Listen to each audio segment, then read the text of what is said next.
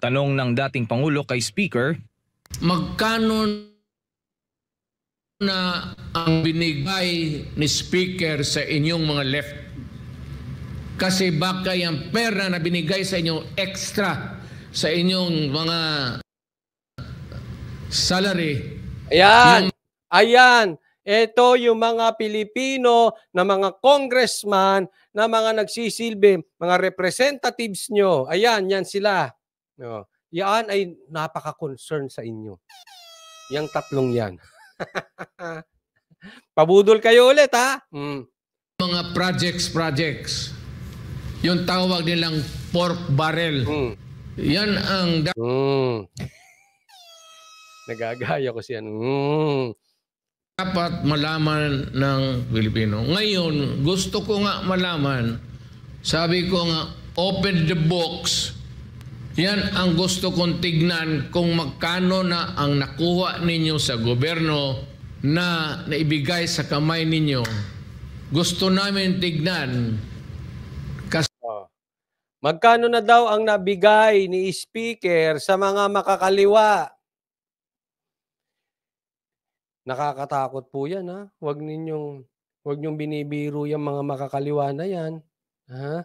Mas nakakatakot yan kaysa dun sa mga barko ng mga Chinese sa dagat. Malayo po yun sa danger. Yung mga makakaliwa na yan, mamaya kasalubong nyo lang yan sa palengke. Ingat kayo dyan. Huwag kayong putak ng putak dyan sa dagat. Baka akala ninyo, kapitbahay ninyo. Ganyan na. Kasi, binigay ninyo sa NPA, walang sweldo yan sila eh. Samantala, matatandaang kamakailan din ay nabanggit ng dating Pangulo na maiging bantayan ng hanay ng kapulisan at militar dahil may sariling tayo o posisyon ng mga ito pagdating sa seguridad ng bansa. Bagay na pinuna ni House Majority Leader at Zamboanga City District Representative Manuel Jose Manix Dalipe at ipinanawagan sa dating Pangulo na huwag idamay ang pulis at militar mula sa anya ay partisan intrigues na maaaring maging hamon sa kanilang propesyon. Sagot naman ng dating Pangulo, ito si Dalipe, you are maybe short-sighted or whatever. Alam mo, Adre, Manix, dumaan ako pagka mayor. Hindi naman ako nagyayabang. 23 years, daan ako ng congressman kagaya. Grabe experience yan, no? Mayor, 23 years. Kaya ang galing niya pagdating sa executive eh. Yung mga mayor kasi yan yung parang yan ang executive talaga. No? Parang yan ang presidente sa kanilang lugar. Kaya mo, no, it is not an intrigue. Gusto talaga malaman ng AEP. Hindi lang nila makasabi ang sundalo eh. Silent lang yan sila. Pero pinag-uusapan namin yan kasi ex-president ako. Do not be so onion skinned na we have every right to ask or demand or say where are the money for the people. Maliwanag. Hindi nila ipapakita yan. Hindi. Malabo yan. Kasi hindi na nila ipapaliwanag yan. Kaya yung audit na yan, wala yan. Ilista nyo sa tubig yan. Takot sila dyan. Mabubuking sila dyan. Walang mangyayari. Kaya nga ito sinasabi na hinihingi niya ang tulong ng mga sundalo, mag-ingat kayo at bantayan ninyong sundalo at pulis. Hindi po yan threat. Hindi po yan pananakot. Kasi yung mga sundalo natin at mga pulis, ayan ay nakabantay lang kung talagang merong diktador na nangyayari sa bansang Pilipinas. Lalong-lalo na, eto na dinig kong sinabi niya. Kaya hindi ko maunawaan ba't iniiba yung istorya eh. Lalong-lalo na, galit yan mga yan yung mga uniform men natin sa mga makakaliwa. Kasi marami silang kasamahang pinatay nila. Tapos makikita sinusuportahan yung mga yan. Kaya hindi magtatanggumpay kung kayo ay may planong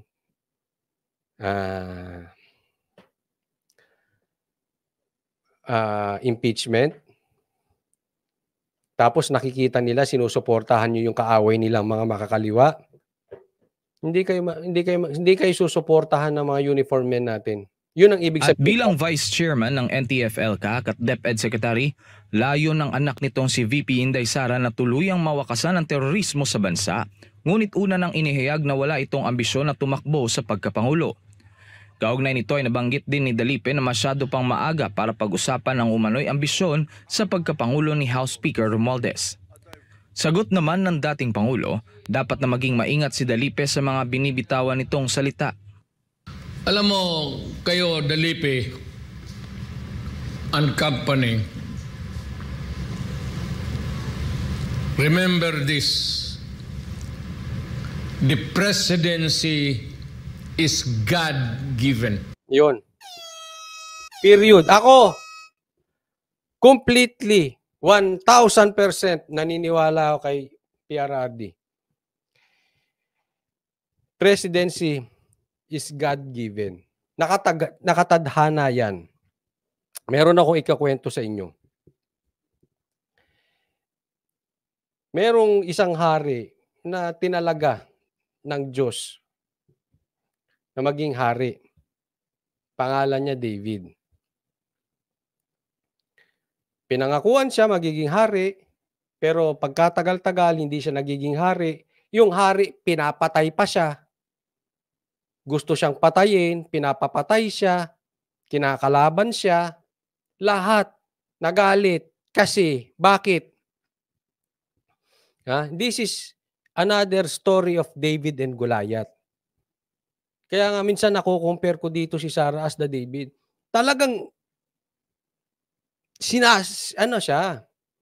Dahil naiinggit yung hari kay David dahil accomplish si David eh. Hindi ko na lang sasabihin kung ano-ano kasi medyo hindi maganda pakinggan dito. But accomplish siya. Natatalo yung hari. So insecure siya. At balakid sa buhay niya si David kaya pinapapatay. Pero pinangakuan ng Diyos. Pag tinadhana ng Diyos, harangan ka man ng kung ano-ano, it will happen. Pero, kahit ipagpilitan mong maging hari, pero hindi yan para sa iyo, hindi yan tinadhana ng Diyos. Kahit anong mangyari, hindi ka magiging presidente. And I exactly believe sa sinabi ni PRRD. Totoong-totoo yan. Tadhana po yan. Ano yan?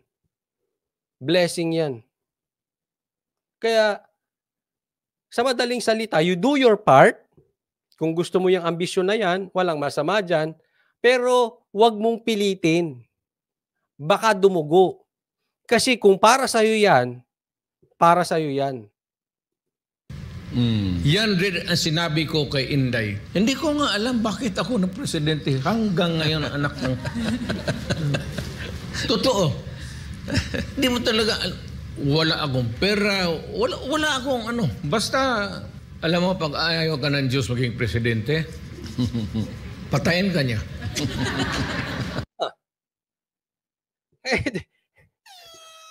Makabayan Black. Franz Castro.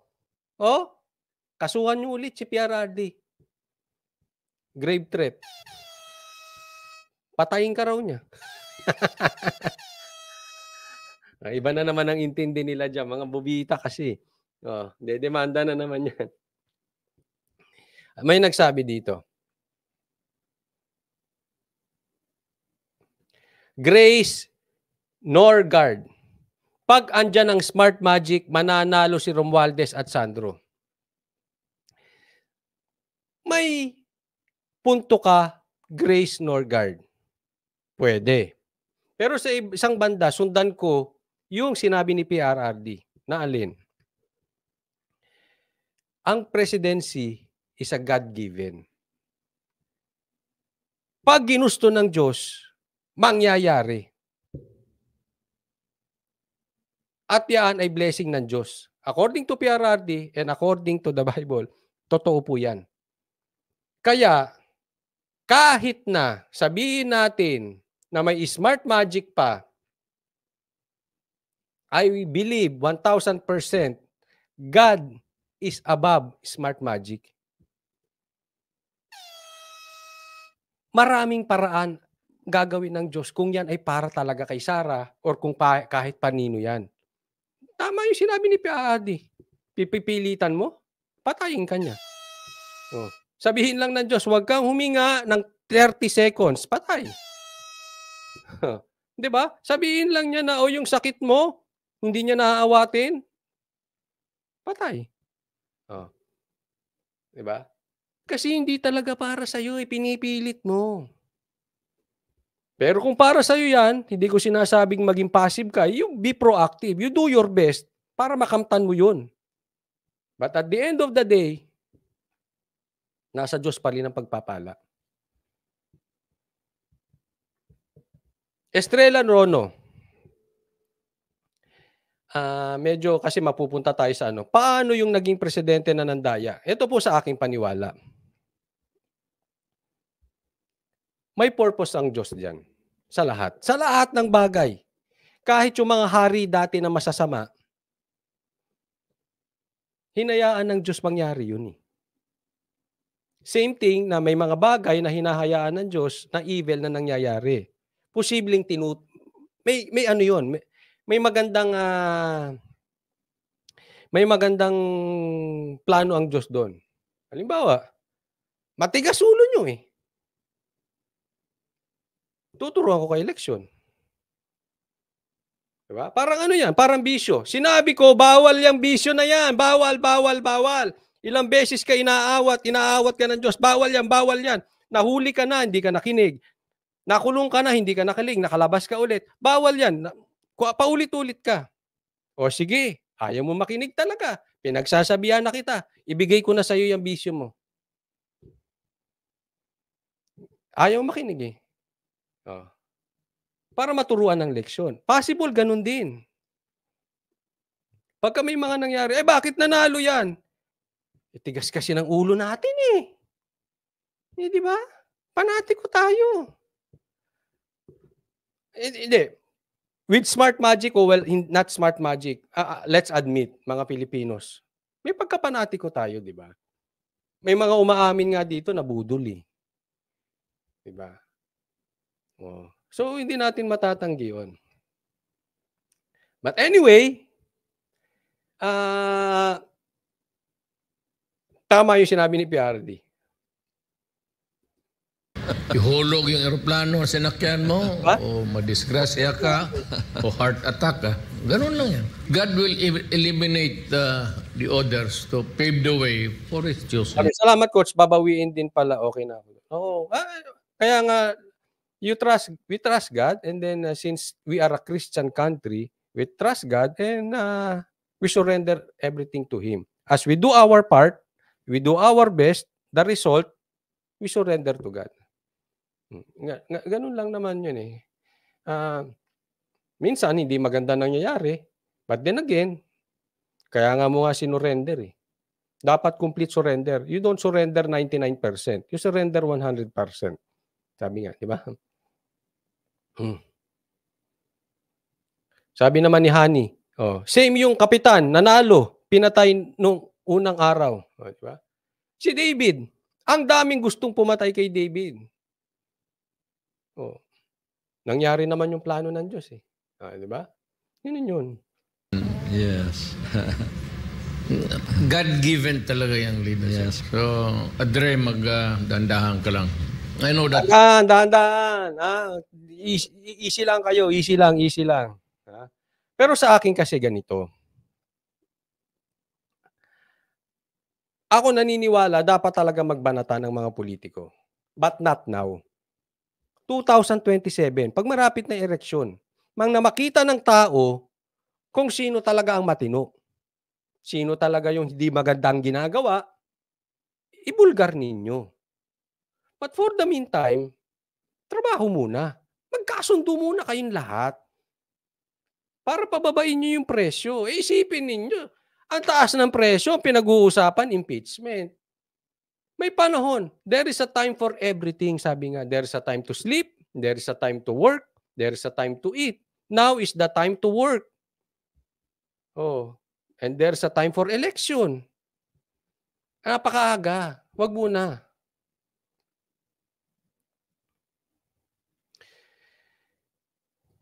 You are the mouthpiece of be careful of what you utter. It might not really be politically correct. Para sa Diyos, Ayan, sabi dito. If Duterte sa 2028, paano si Tulfo makakasingit pa kaya? Wala na akong pakialam sa kanya. Duterte na yan eh. Sabi ni Dennis, pasensya, sorry po ha. Again, kasi ang tanong niya, if Duterte sa 2028, paano si Tulfo makasingit pa kayo? Ako, wala na akong pakialam kay Tulfo. Solid na yan eh. Pero syempre, hindi ko sinasabi na final na yan. O, malay natin. Diba? Kaya nga sabi ko sa inyo, resibo. Malay natin, magbago si Sara. O, naging iba timpla niya. Tapos si Tulfo nagtrabaho na nagtrabaho. Example lang. Hindi we support, I will support Tulfo. Pero kung bukas ang election at Duterte, ay, wala nang patumpik-tumpik. Kaya lang kasi hindi ko pa masabi kasi 2028. Pero kung bukas, Duterte. Ang ano lang kasi ngayon, posible blessing in disguise din to kay Sara. Tingnan mo mabuti ha. Kung mangyayari yung Duterte sa 2028, ako'y naniniwala na malaking posibilidad that the Sara of 2022 is totally different from the Sara sa 2028. Kasi marami na yang natutunan. Hindi na yan mabilis mabola. Hindi na yan papabudol. Alam na niya ang laro ng politika. At iba ang wisdom ng tatay. This time, makikinig na yan sa tatay. Kita nyo naman, iba na eh. Yung dati, nagpasaway yan. Pinatatakbong president, iba ginawa. Pero sa nangyari ngayon, alam na niya, itong si PRRD, hindi lang matanda, hindi lang tatay. Una, alam niya, magaling talaga. Pangalawa, yung best, yung kanyang, yung ang nasa isip ni PRRD, yung best ng anak. Kita niya mahal. Alam kong hindi naman nagduda si Sara doon. Kaya lang, siguro, it happens to the best of us. Sa akin din. Minsan may dumarating yung pagka-rebelde natin sa magulang. No? Pero imposibleng hindi natuto si Sara sa nangyayari ngayon. Maybe.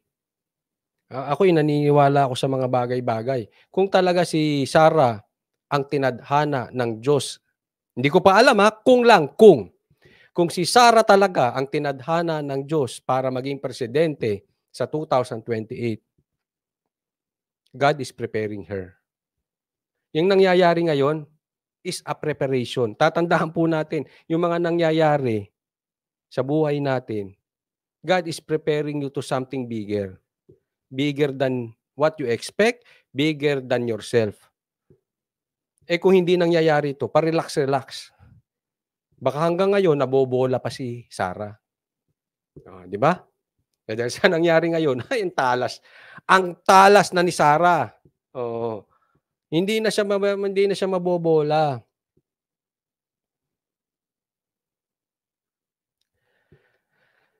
Ay, sabi ni Lynn Tasha, Madali ring nabudol si Tulfo. Kitang-kita natin how it's becoming a trap also. Pwede. Kakainin ka ng sistema. Sa totoo, kakainin ka ng sistema. Iba eh. Ang ganda nga nung komento, saan ko ba nabasa yun? Meron kayang maipasang batas si Tulfo. Kasi lahat ng senador inaaway niya na. Hindi ko alam but ayoko namang i-judge si Tulfo. But may punto yung nabasa kong yun.